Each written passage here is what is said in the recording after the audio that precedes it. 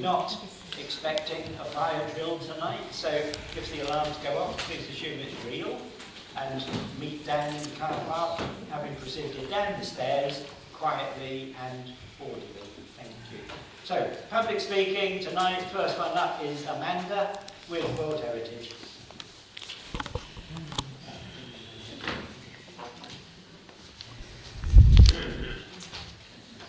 So, I'm speaking again today to raise serious concerns about the way heritage tourism is currently being scoped without meaningful public dialogue or consultation. In your latest leaflet, distributed throughout the BA6 area, none of the real threats of heritage tourism would pose were mentioned. And in fact, it was more like a propaganda campaign. Where is the public consultation we have been asking for over a year? I don't see any slip on here or any opportunity to vote. Glastonbury is not simply a destination or an asset. It's a living town with deep cultural, spiritual and social traditions, which is part of everyday life for us, the residents. When heritage tourism is planned without community involvement, it risks treating living culture as a commodity, which does not sustain people's identity, mental health and sense of belonging. There is growing evidence, including from UNESCO themselves, that's related research that is top-down heritage development reduces local well-being.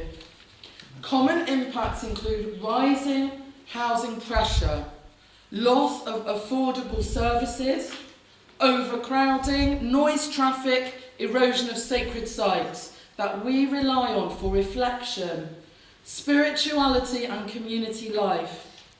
These pressures are very real. They affect stress levels, social cohesion and our ability to continue living and working in our own town. Essentially, heritage tourism benefits external operators more than local people. It's carefully designed, unless it's carefully designed with us, the host community, which is what they call us. Without consultation with the residents, decisions risk prioritising visitor numbers, branding, economic gain and metrics over residents' quality of life. This has already led to a sense of disempowerment as we do not feel heard. Much of Glastonbury's heritage is also intangible. Its traditions, spiritual practices, festival community events, these are fragile. When overexposed or commercialised, they can lose meaning, leading to cultural harm and psychological harm for those who lose cultural agency and therefore well-being. The complete absence of early, meaningful consultation undermines trust and breaches the basic principles of good governance and the Nolan Principles. Now is precisely the time when we should be involved and our voices finally heard. Our well-being must be central, not an afterthought. A healthy heritage town is one where residents can afford to live, can recognise themselves in the character of the streets and practice their culture, not feeling crowded out or on display like in a museum. We are not a 5-star restaurant, which WHO's designation is not a Michelin star restaurant. Stop scoping now and start recognising Glastonbury as a living heritage community, not a product or brand. If you fail to do this, you protect the idea of Glastonbury whilst damaging the people who make it what it is. Thank you. Yay!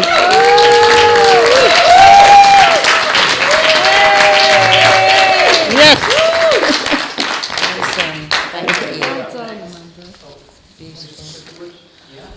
Bit fine. I was going to say that the council, Amanda speaks about World Heritage status on a regular basis. the council doesn't engage in public participation, and our silence seems to condone Amanda's facts, whether they're right or wrong. She always gets a round of applause, which is fair enough, but I think the fact that the council remains silent kind of puts us in a position where we're saying, yeah, that's all right, and we're not going to back right in the corner. I would Pass just the like to say motion, you don't agree with it then. You're all sat there now. Pass the motion. Propose a No, motion, yeah. but you don't support it. Yeah.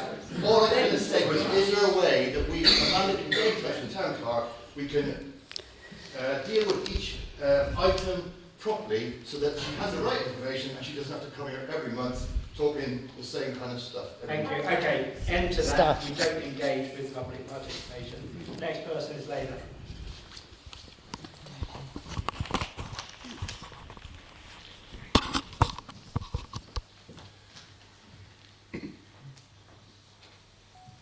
Members of the Council and Public Gallery, thank you for being here to listen. I intend to bring the attention of Glastonbury Town Council officers to the sustained and unacceptable failure to respond to multiple requests for information submitted by the community regarding WHS status. Could the relevant officers kindly confirm that they will, in a timely fashion, fulfil the agreement reached with John Cousins at the public meeting in October to make the WHS page more visible and more accessible? Why can the Council not establish a user-friendly platform to inform residents and people who live in Glastonbury about the various steps that have been taken and have already been initiated? On viewing the initial minutes from the Council Advisory Committee for WHS, it is clear that detailed discussions and decisions affecting the Council are made at these meetings. Why then does John Cousins state at a recent public meeting that nothing of substance is discussed at the Advisory Committee? We have no minutes being published since March 2024. The committee has continued with quarterly meetings, the most recently in December, so why does it say on the website this advisory committee is no longer active? A large number of questions were addressed to the consultants at the Working Party meeting in April, some of which were passed over to the Glastonbury Town Council for response. Katie Armstrong, acting as clerk to the Working Party, is responsible for passing questions over to the Town Council, and despite reminders, still no answers are forthcoming. The specific and central question remains: how can anyone trust that this is really what the town wants unless an extensive and meaningful form of consultation or town-wide vote is undertaken for this huge change in the life of the town? Is a town-wide public consultation to take place prior to any potential commitment to Phase 2 contracts? Or has Phase 2 of the consultant's contract already been drafted and signed? And if so, at what amount of public funds has that been contracted? Public questions include: who would carry out and fund any impact assessment, and how could we ensure this is unbiased? Another: what guarantees exist that the community will benefit financially rather than outside investors or heritage tourism companies? Does Glastonbury Town Council not consider that in the interest of transparency, these questions merit responses? The pattern of non-response by the Town Council officers constitutes a breach of statutory obligations and results in a profound breakdown of public trust in the administration. Local authorities are bound by clear statutory frameworks, including but not limited to the Local Government Act 72, requiring transparency, open conduct of public business and accessible records. The Localism Act of 2011 supports transparency, community engagement in local governance. Nolan principles of public life, as we know: openness, accountability and integrity. The persistence of failure to meet these obligations is therefore not merely an administrative delay. It represents a serious failure of governance, a disregard for statutory law, and a breach in the lawful rights of the people of the town to information, participation and transparent decision-making. The publishing and distribution of the latest leaflet does not reassure us that the Council intends to meaningfully engage with the people of the town, but rather compounds the fact that their intention is to misleading generalisations of the leaflet persuade us to support the rare bid for World of Heritage status. Thank you. A list of questions will be resent to Glastonbury Town Council office with a reply email address, and full point-by-point response is required within 14 days. Thank you for listening.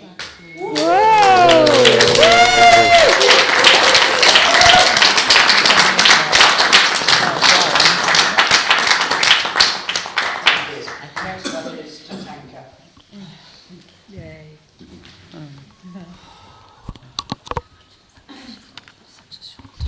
I come into this knowledge to thank every person here for your presence and the unique role which each of you plays in shaping life in Glastonbury.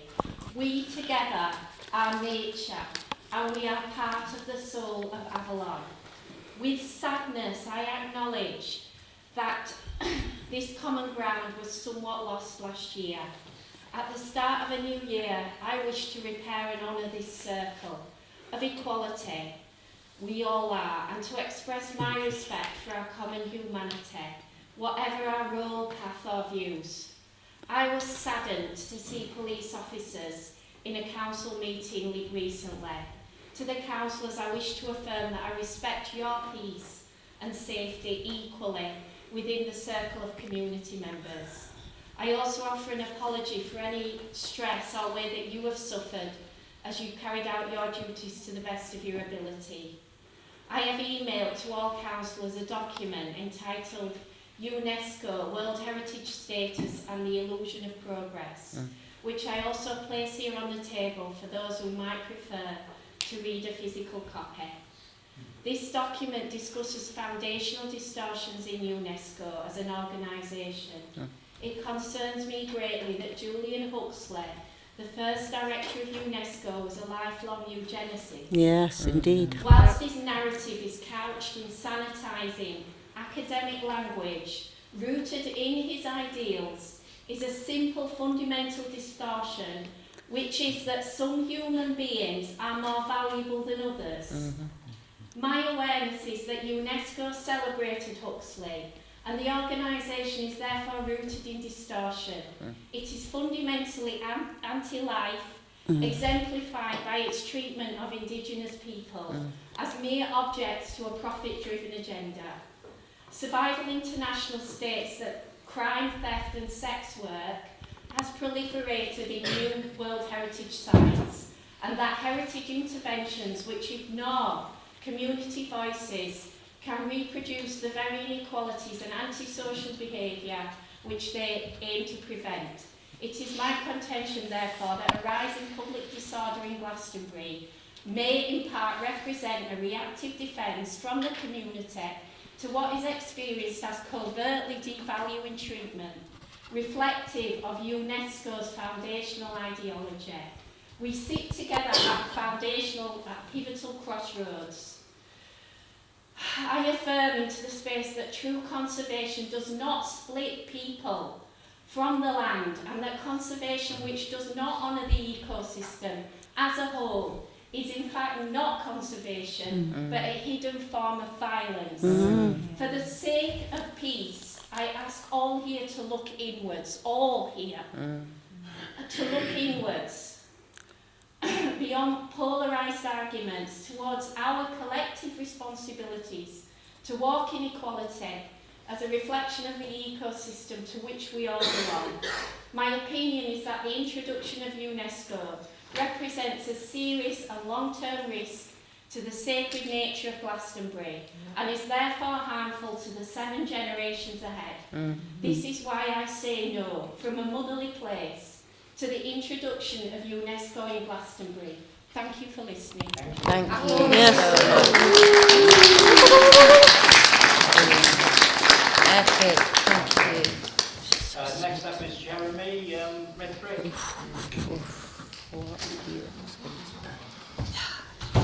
I don't know whether it's a point of order, but can you just confirm that when they was the public got up and speak for their 3 minutes, that now it's no longer filmed, it's no longer on audio, you in fact don't even keep any minutes of what the public say during their 3 minutes. Is that, have I understood that correctly? It's never been minuted. It's not part of the Well, I don't even write that. So you don't even write down what we're saying, is my point. Anyway, I'll move on. Obviously, we're talking about the red brick. I mean, I think the jury's out on the red brick, on the farm factory, on all the things that you're just not listening to the people. So before I speak about the red brick, can those of you that have an interest in either the Red Brick Building Centre Limited, Glastonbury Trust, Red Brick Building Investment Club, are those of you that got an interest in that prepared to put your hands up? And if you're not, I'd like to make a request to see the members' interest book, which I believe is a statutory requirement. We can all see who's got interest in any of those three. There are others that are still tracking. You might need to repeat that. You might need to repeat that. Be a bit louder. Shares, no better. So Red Brick Building Centre Limited, Glastonbury Trust, the Red Brick Building Investment Club. I mean, those that put their hands up, thank you very much. I assume that speaking about put their hands up, but again, I'd just like to see the members' interest. I'm often wondering why, from the beginning of the Red Brick saga, you wouldn't speak up for what was going on there. You're not speaking up for the farm project now, you're not speaking up for the community centre, which was formerly known as the Life Factory. We know that in the budget, which was ring-fenced, despite the fact that Somerset County Council was 70 million in the red, we know that the town's fund's money is ring-fenced. Can you ask, on behalf of Glastonbury residents, the Townsley board, to list the amount spent from the £23.6 million that has been designated to Glastonbury, specifically to Glastonbury, 23.6 million, £1.5 million of that was for the provision for the non-bricks and mortar. So, how much has been spent? What projects has it been spent on so far? And can it confirm which projects it's cancelled? And with the money from the projects that it's cancelled, what it intends to do with that money? And finally, there are statements coming out on Love News and Glastonbury Connect and other medias purporting to be from the Red Brick. As far as I'm aware, there's only 2 directors left of the Red Brick. The rest of the whole board has resigned. The Red Brick hasn't had a quorum meeting for over 2.5 years. It's back on its tax, it's back on its business rates. It's in a lot of trouble. So who is running the Red Brick now? Who's making the statements that are getting reported in the media? Who is running the Red Brick at this moment in time? Thank you very much. Thank you, Jeremy. Yep.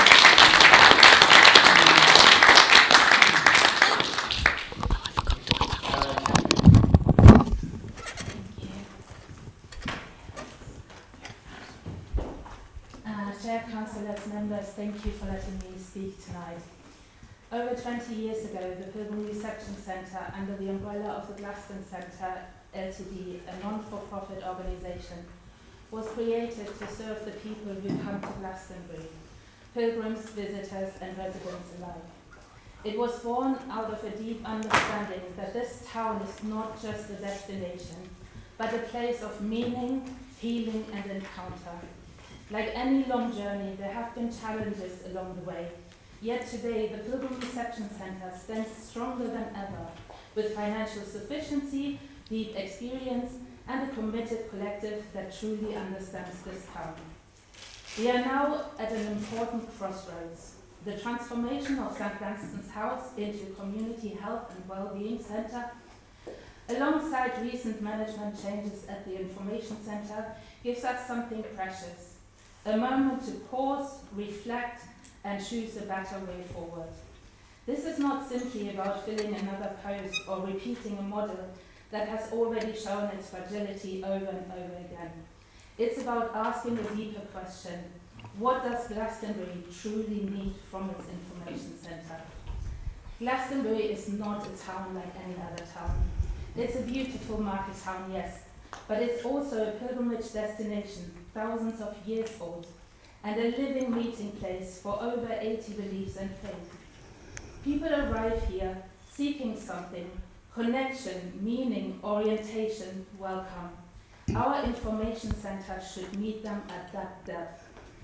The proposal before you offers a bold but grounded alternative.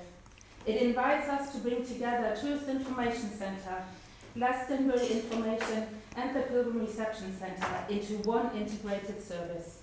A space that not only provides information, but offers a genuine experience of Glastonbury itself. A place of welcome, clarity and unity.